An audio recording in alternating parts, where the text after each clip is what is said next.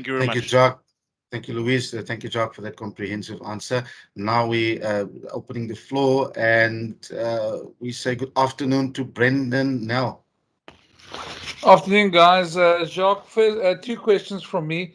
One, do you have maybe an injury update on Pieter-Steph and Duane, for instance? And the second of all, there seems to be, after the Lions' victory, a bit of a narrative in the north there of boring rugby, Springboks slowing the game down, and maybe not giving you guys the credit for the victory that you probably deserve. Just wanted to get your thoughts on that. Yes, Brendan. Yeah, on the first one, yeah, Pieter-Steph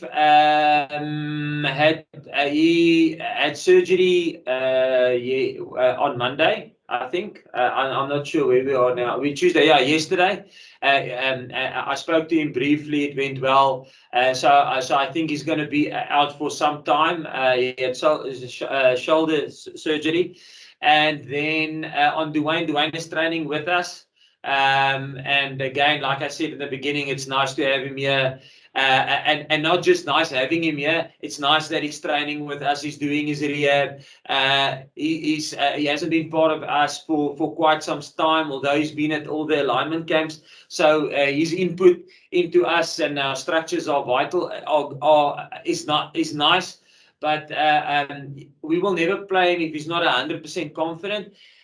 So he must be confident. We must be confident in him. The players must be confident in him, and then we must be happy with his on-field training and his performance during the week in the training sessions.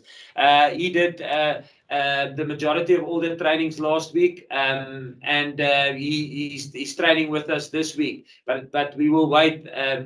We won't push him at all, and not one of the guys who's currently in our system that needs to get or that's injured. I'm talking like a guy like Faf.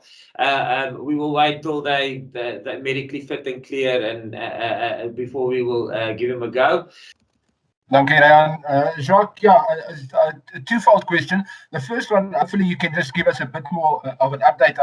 When you say Pieter-Steph might be out for a long time, do you expect him at all back this year? And then the second part of the question is, we saw in the Georgia test, when a team hasn't played together for a while, there's a bit of rustiness in that first half. Do you expect the same in this game, or have you got plans to negate the possibility these guys haven't played in a match for a while?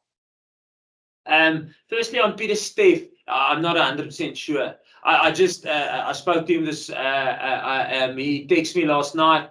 No, when was that? Yeah, he texted me last night.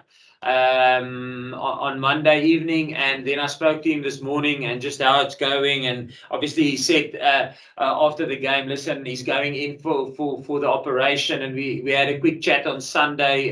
He said congrats to the boys, and we just spoke about his contribution in the two tests that he was involved.